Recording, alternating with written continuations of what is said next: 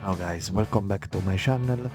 This is Rosario Borgesi and today I want to discuss with you various topics about Bitcoin. We will uh, briefly understand how Bitcoin works. Then we will delve deeper into the economics of Bitcoin. We will try to understand why Bitcoin can be why it is immune to the inflation, and also why Bitcoin can be a useful tool to overcome the fractional reserve lending of the banks. And also we will understand why in the next halving Bitcoin will become the scarcest asset on the planet. And also we will compare Bitcoin with gold and with other fiat currencies, and we will understand why Bitcoin could be the next world currency. We will also explore what are Bitcoin's limitations, and why the Lightning Network can be the possible solution to address all these limitations. So I hope you will enjoy the video, and let's get started. For starting, I would like to highlight that this video is intended for educational purposes to understand better how Bitcoin works and what has been created for, and it is not intended to suggest in any way an investment in the cryptocurrency of Bitcoin. So I have created this to I've created this Medium article that we will follow throughout this video that will be our guide.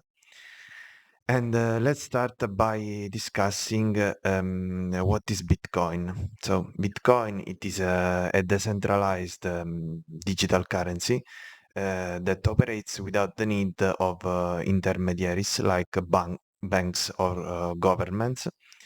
In fact, it relies on its consensus mechanism in order to approve the transaction. So it is based on algorithm rather than a third party that assures us that the transactions are valid. It is the world's first and most popular cryptocurrency. At this moment, it has a capitalization of about 1.5 trillions of dollars, and it makes use of the blockchain technology to secure and verify transaction. It is the first blockchain to be invented, and was invented by Satoshi Nakamoto in 2008. And uh, let's start by give a brief summary of how Bitcoin works. Um, so the basically Bitcoin, it is based on the blockchain, which is a distributed ledger. You can see here that there are a series of blocks that are connected by means of cryptography, and each block contains a list of transactions. So Bitcoin was just created as Satoshi defined it, Satoshi Nakamoto, who invented it in the 2008, a peer-to-peer cash system. So it is just a system that allow us to transfer money from one party to another without relying on a third party, on the banks.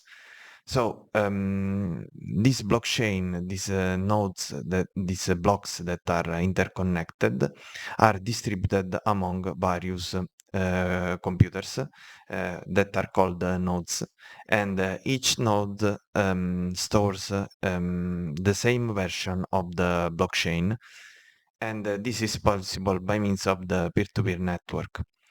Um, the blockchain ensures that the history of transactions is transparent, immutable, and verifiable by anyone. So, if you want to understand more about how the blockchain works, I have created this Medium article here. But you will find also in the description a video of mine that explains in greater detail how the blockchain works. Because this video is mainly intended to discuss the economic aspects of Bitcoins. So let's understand how a transaction works. A transaction, we have said, is a transfer of value between Bitcoin addresses, as you can see here, and you don't need the intermediaries. So if a person wants to send the money to another person, he does not need to make to have a bank account and use a third party like PayPal or Visa or MasterCard to transfer the money to another bank account of the recipient of the money. But you just need to use the protocol Bitcoin to send the money in a straightforward manner between you and another person or another business. And this is possible because Bitcoin makes use of the proof of work consensus mechanisms that eliminates the necessity to rely on a trusted third party. Then let's understand what is the mining. Mining is also known as proof of work, and it is the process of creating new blocks and adding them to the blockchain.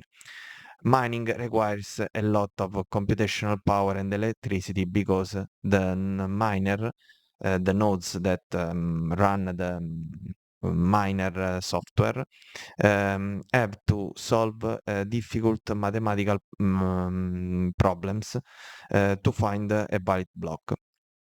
This is important in order to preserve the decentralization and to make sure that there is not a central miner that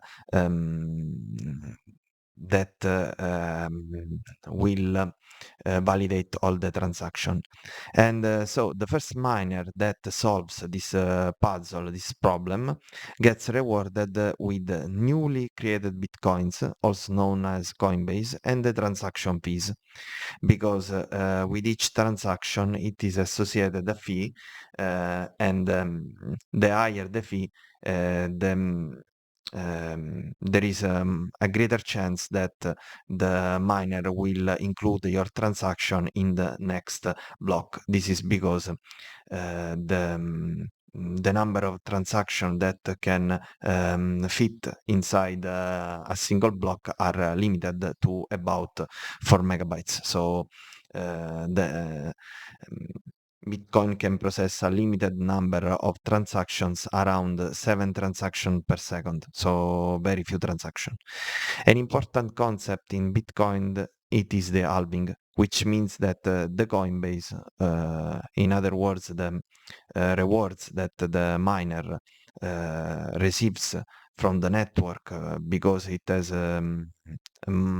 solved um, uh, the mathematical problem and also has created the block, halves every about every 4 years, or 210,000 of blocks. And as you can see, the initial reward of Bitcoin was of 50 BTC, which are Bitcoins. Then it has halved to 25 BTC in the 28th of November 2012. And so it gets halved every 4 years. The next halving is expected to be in April 2024, and the reward will be of 3.125 BTC. And so let's start discuss the economics of Bitcoin.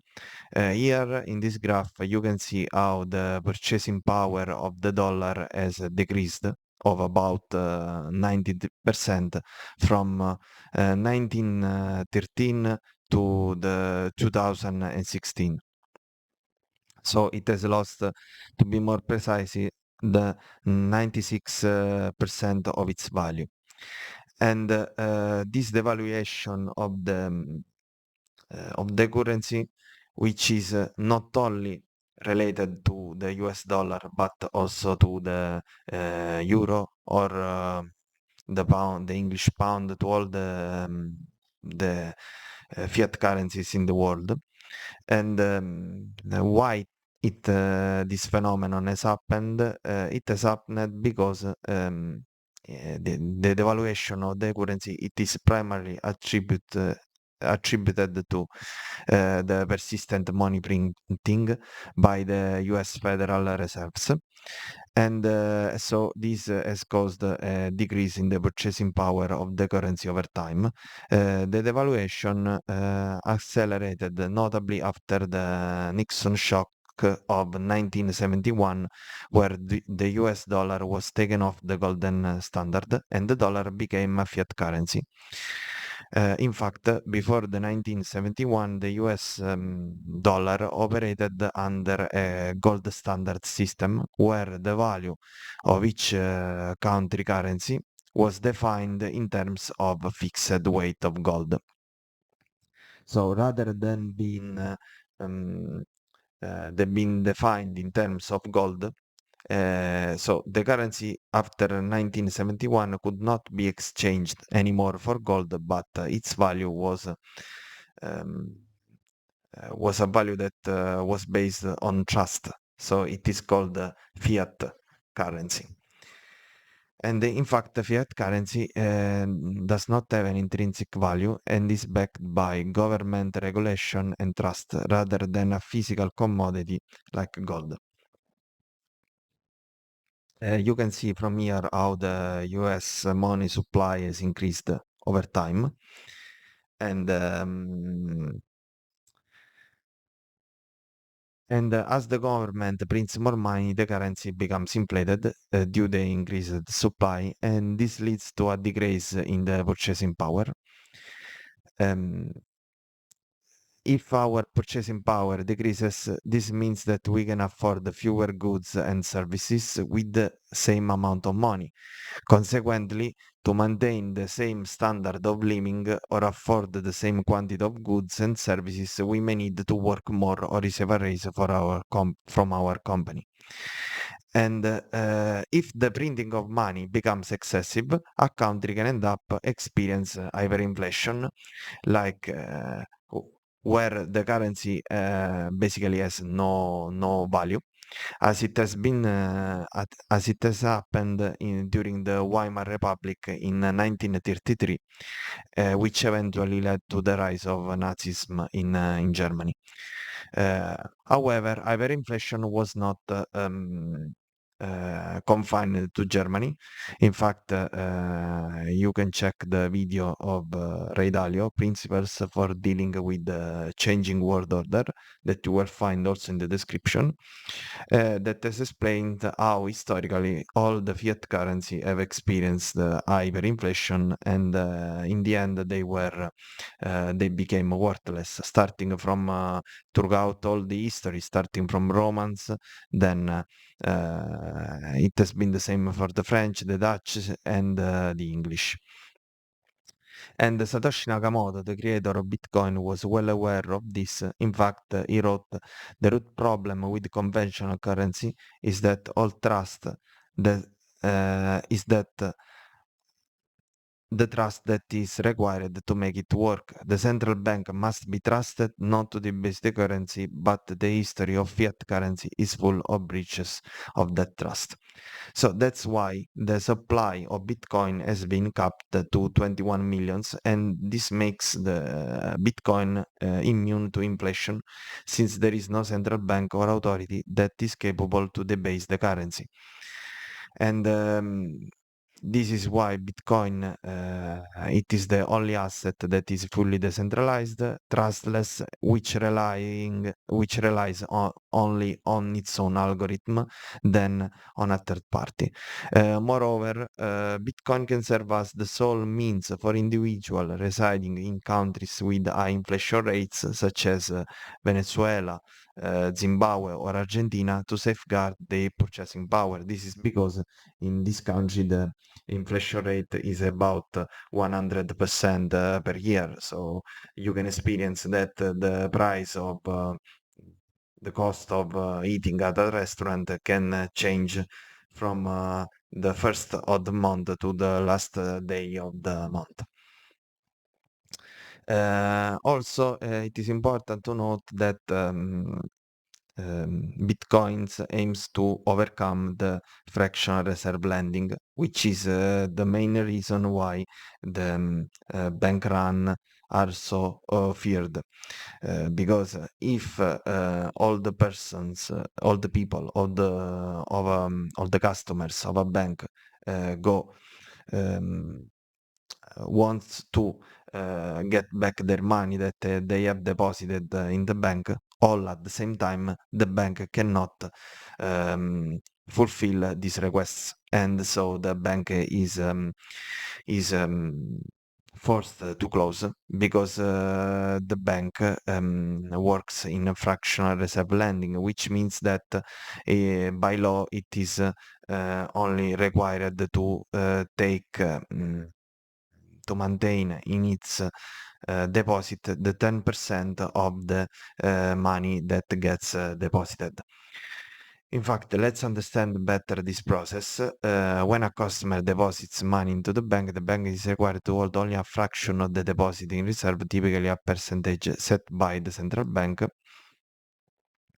For example, if the reserve requirement is 10%, the bank must hold only, for example, if we want to deposit $100, only $10. The other $90 can be lent out to another person, which can in turn deposit them another time to another bank, and so the process keeps going with each time. And what happens is that the banks charge interest on the loans they make, and this generate income for the bank. And the interest rates charged on loans are typically higher than the interest paid on deposits, and this allows the bank to earn a profit on the difference, which is known as the interest rate spread. By means of the fractional reserve lending, the banks effectively create money by expanding the money supply beyond the initial deposit, and of course, this process can pose risks such as potential bank runs if the depositors wants to get their money all at the same time. Also, this problem was known to Satoshi, who wrote that banks must be trusted to hold our money and transfer it electronically, but they lend out in waves of credit bubbles with barely a fraction in reserve. And of course, in Bitcoin, the fractional reserve lending does not exist because your currency is always at your disposal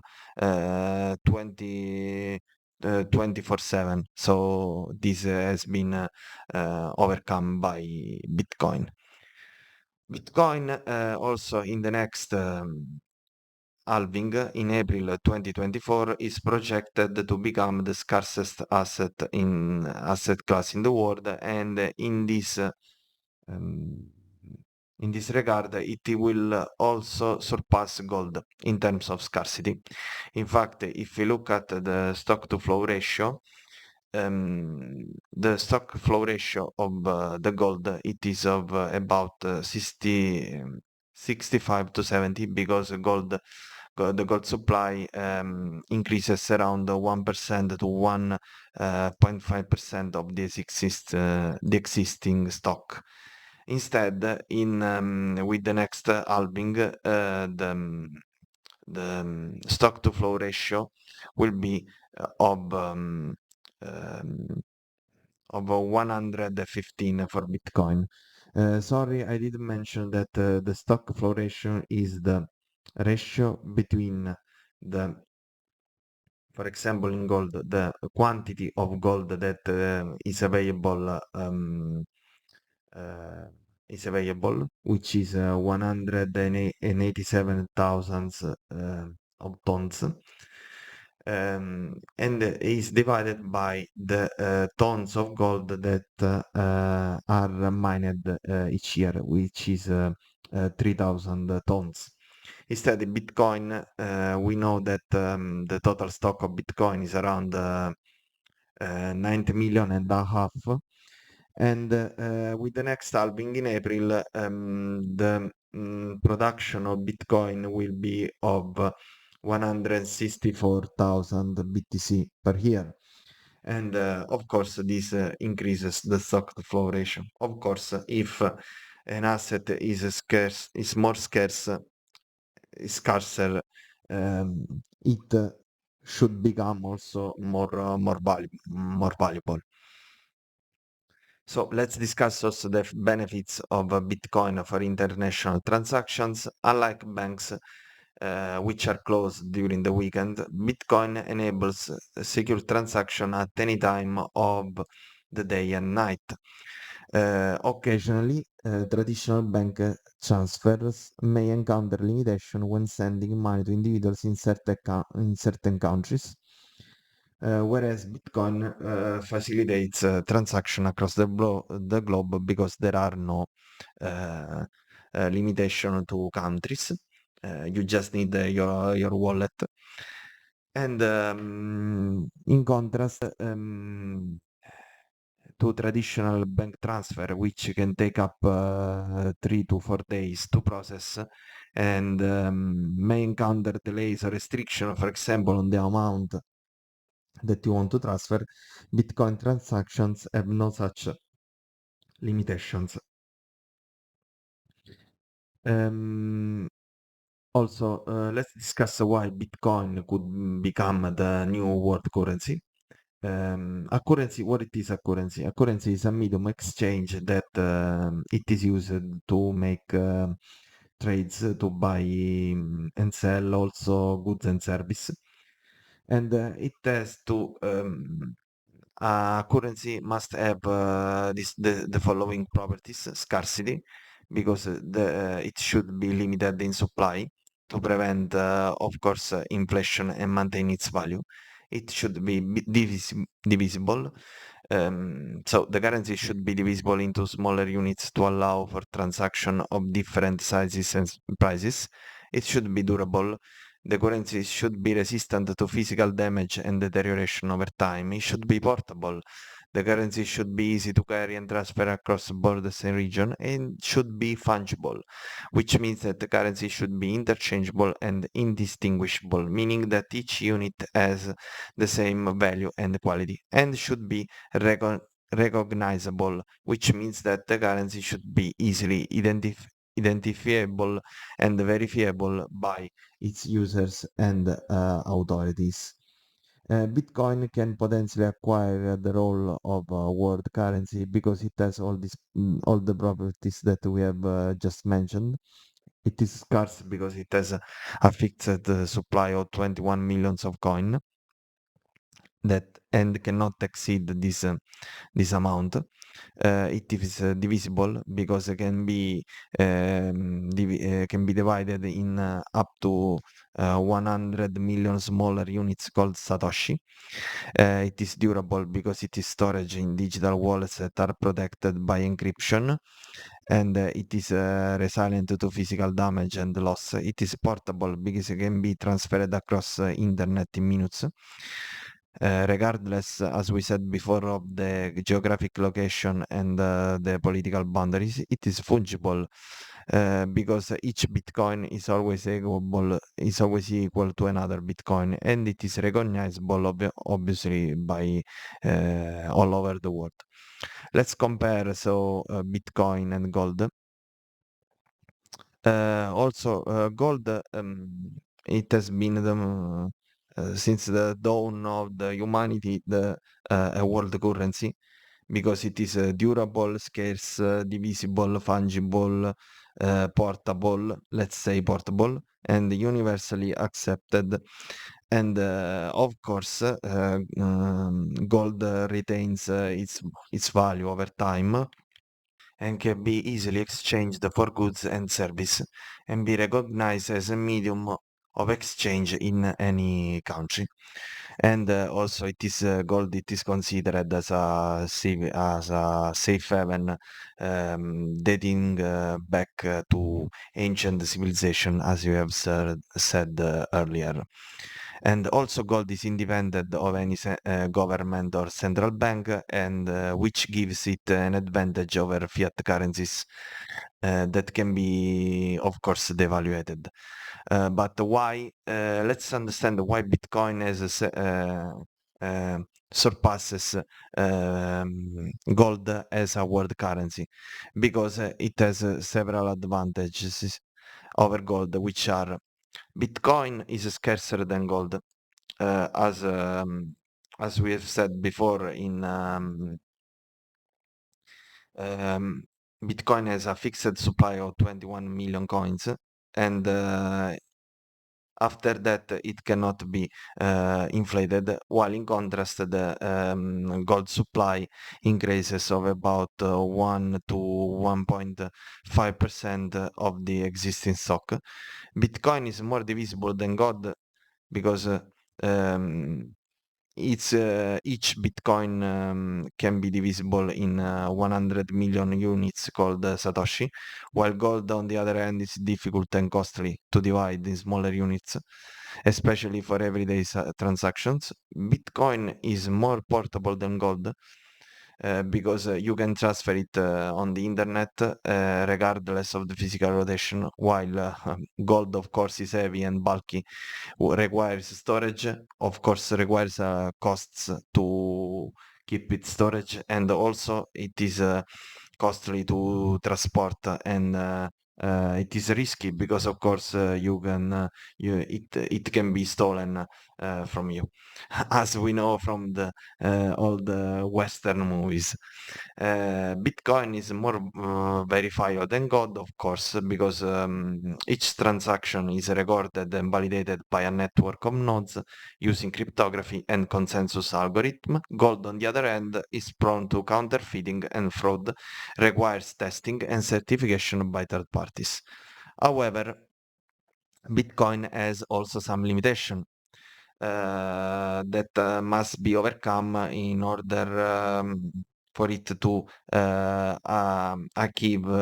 achieve its goal of becoming the world currency. Because its main limitations are scalability and fees. Scalability because Bitcoin can process a maximum of 7 transactions per second, also called TPS, which is significantly lower than the traditional payment system like Visa, which handles around 1,736 TPS. About the fees, since one block is created every 10 minutes, as we said before, with a size of about 4 megabytes, the number of transactions that can be processed is limited. Consequently, to include your transaction in the next block, users must bid against the others, by raising the fees attached to each transaction. And when the network experiences low usage, this is the problem, as transaction can be included in the next block with very low fees. However, when the network becomes congested, the fees can rise significantly, sometimes exceeding the $5. For example, during the peak of the 2017 bull market, the fees surpassed $50. To address this limitation, has been created a layer over the Bitcoin, which is called the Lightning Network.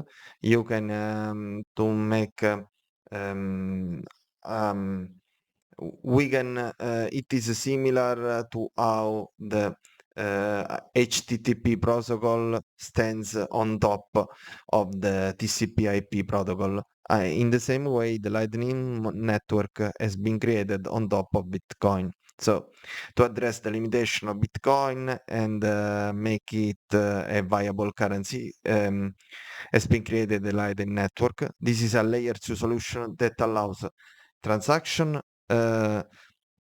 fast, because they are immediate, and you don't have to wait 10 minutes for the block to be mined, which made Bitcoin unfeasible to use by the merchants.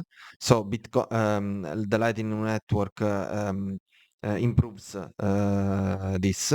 So it is fast, it is cheap, so you can avoid to pay the high fees, and allows to scale the transaction of the Bitcoin blockchain.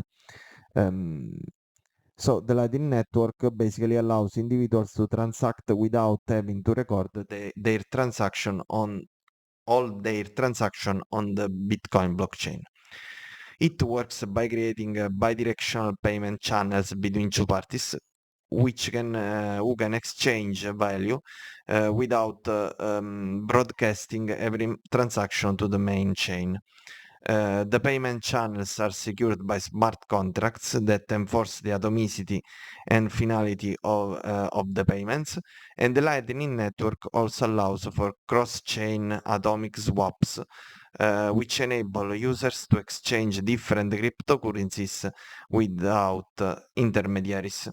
So the Lightning Network, it is a feasible solution to use Bitcoin in everyday life, because reduces the congestion on the main network, reduces the fee on the main chain, and allows for instant micropayments and peer-to-peer transaction. So Bitcoin could not it is limited to be used as a currency right now, but uh, uh, with the help of the Lightning Network, it can become really a world currency. So we have reached the end of the video. I hope that it has been useful to you, and that it has allowed you to broaden your perspective about Bitcoin. Feel free to share your thoughts in the comments below, and feel free also to ask me whatever topic you want me to discuss in my next video. So thank you again for watching, and see you in the next video.